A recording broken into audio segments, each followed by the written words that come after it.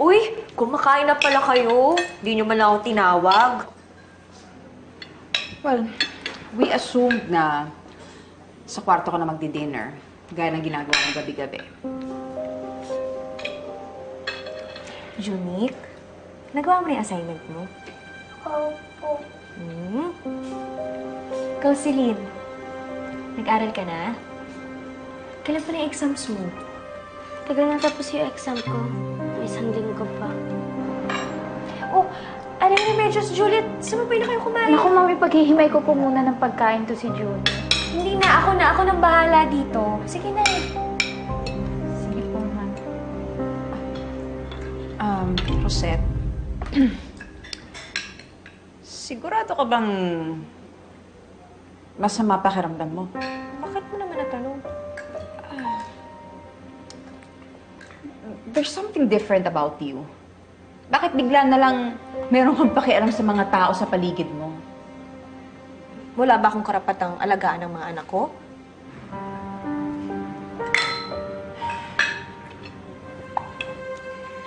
Unique, alam mo parang ang unti-unti ng pagkain mo. Saka ba't di ka nagkakanin? Naku, ma'am. Ganyan lang po talaga kakonti ang pagkain ni Junie. Kasi nga, diet po siya, ma'am. Diet po. Diet? Opo. Eh, ang bata-bata pa nito. Naku, ma'am. Di ba nga ho, ma'am, kayo po yung nagsabi na dapat diet po siya kasi nga tumataba na. My God, Rosette. Ano bang gusto mo? Yung mga anak mo sing anorexic mo? Sweetheart, you can eat whatever you want. Okay? Kain ka na lahat ng gusto mo. Unique, sorry kung pinagbawalan kitang kumain, ha? Siguro, iniisip ko lang yung health mo. Medyo naging OA lang siguro si Mommy. Pero sige, kain ka. Kain ka lang, ha? Ano pang gusto mo? Ito, masarap to. Yaya, where's my pink dress? Ay, Celine! May gusto ka bang kainin? Magluluto ako ng hapunan natin. I'm not having dinner here. May party ako tonight. Party?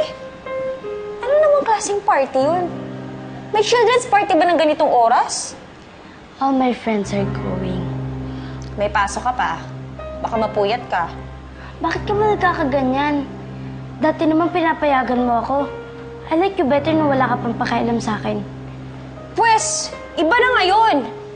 Sorry, mag-sorry ka din sa mga kaibigan mo pero hindi ka pupunta dun sa party. I hate you!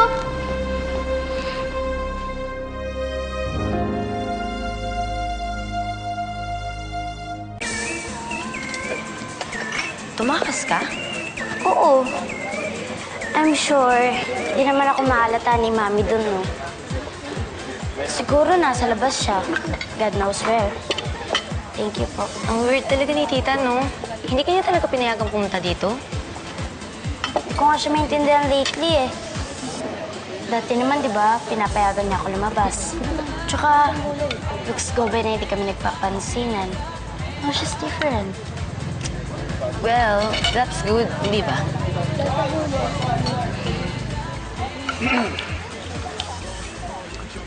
You want a drink? That's beer, di ba? No thanks. Sabi sa'yo eh. Dapat gatas binigay mo kay Celine. Ano ka ba, babe? Ano ba si Celine? Wala si Celine. Lagot ako kay Rosette. Ma'am, andiyan mga gwardiya. Wala si Celine. Wala sila nakita. Hindi kaya nakidnap si Celine. Ma'am! Ma'am, inikot ko na po talaga yung buong bahay, ma'am, pero hindi ko po talaga makita si Celine. Baka naman tumakas para pumunta kay Lamara. Palagi ba siya tumatakas? Hindi po, hindi tumatakas yung bata na yan. Kasi pinapayagan niya naman siya ng walang tanong-tanong. Tsaka, sa katunayan nga niyan, ma'am, mas nauuna pa nga po siya makauwi dito sa bahay kumpara po sa inyo, eh.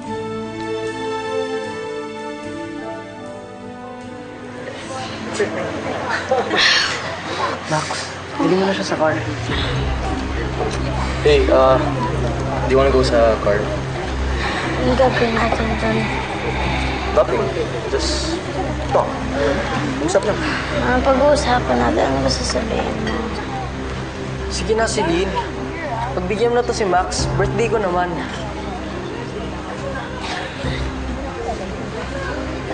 Let's go. Easy. Saan kayo pupunta? Bitawan mo si Celine. Halika na, uwi na tayo.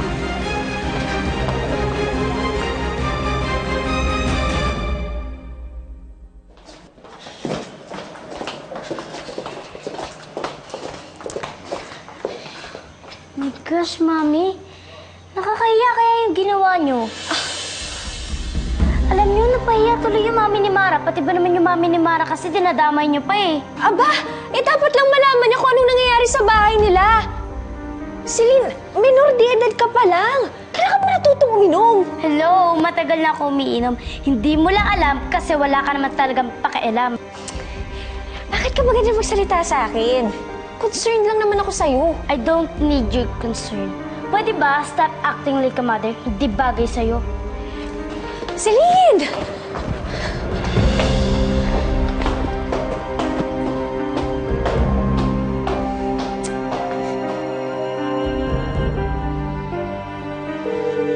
Rosette, sagutin mo. Ano ba itong pinasok ko?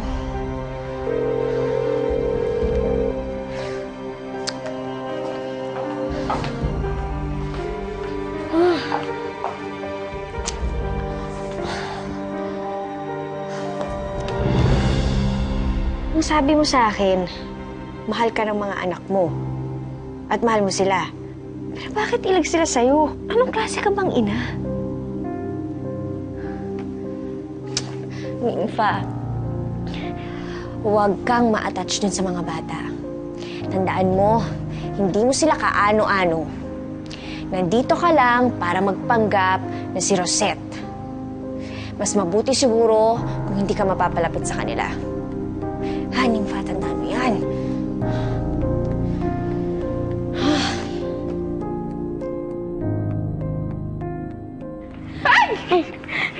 Junik!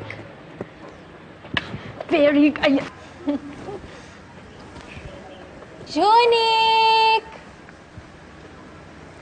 Baby Junik, behave ka muna dito ha. Kukunin lang ni Yaya yung vitamins mo. Babalik ako agad. Huwag ka malikot dyan. Ma'am, intindihin niyo sana si Junik. Hindi siya sanay na nandito kayo. Ba't ganun? Mas close pa yung bata kay Juliet kaysa kay Ros. Sa akin.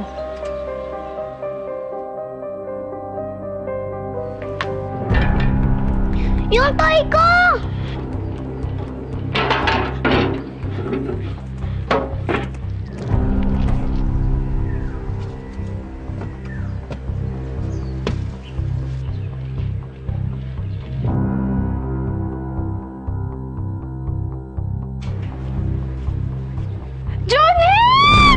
Bakit ka nandyan? Junik! Junik! Ma'am! Huwag kang kumilos ha! Huwag kang gumalaw! Diyan ka lang! Ma'am! Teka! Junik! Huwag kang gagalaw! Diyan ka lang! Junik! Junik! Sa dalawa kang gagalaw! Ay! Junik!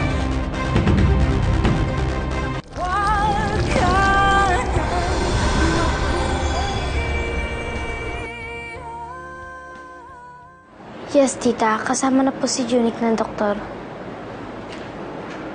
Opo, nandito po siya. Celine, anong sabi ng tita Trina mo? She'll do her best to come over. At binili na niya ako ng alagkaan kung mabuti si Junik. Dahil wala naman talaga kasi kami ibang maaasahan.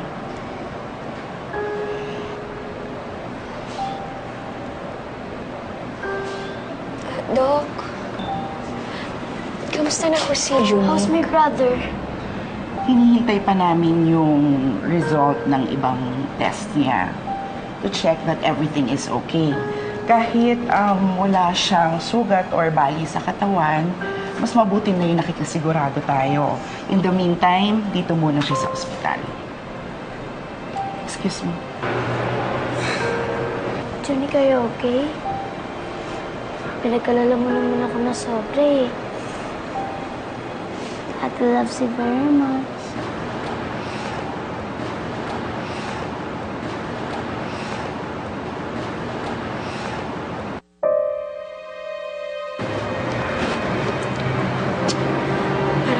sasabihin kay Rosette? May bibili lang ako sa cafe. Can you watch Junique? Oo naman. I'll be back. Sana wala nang mangyari masama sa kapatid ko, ha?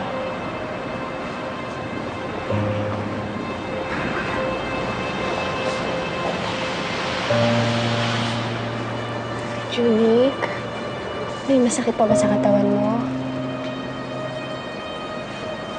Sorry kung hindi kita naligtas kanina. Papaluin po ba ako? Bakit naman kita papaluin? Kasi po, pag matigas ulo ko, pinapalo niyo po ako eh. Hindi na. Iba na ngayon. Hindi na kita sasaktan. Alam kong maraming pagkukulang sa'yo, mami mo noon. Pero babawi ako sa'yo, ha?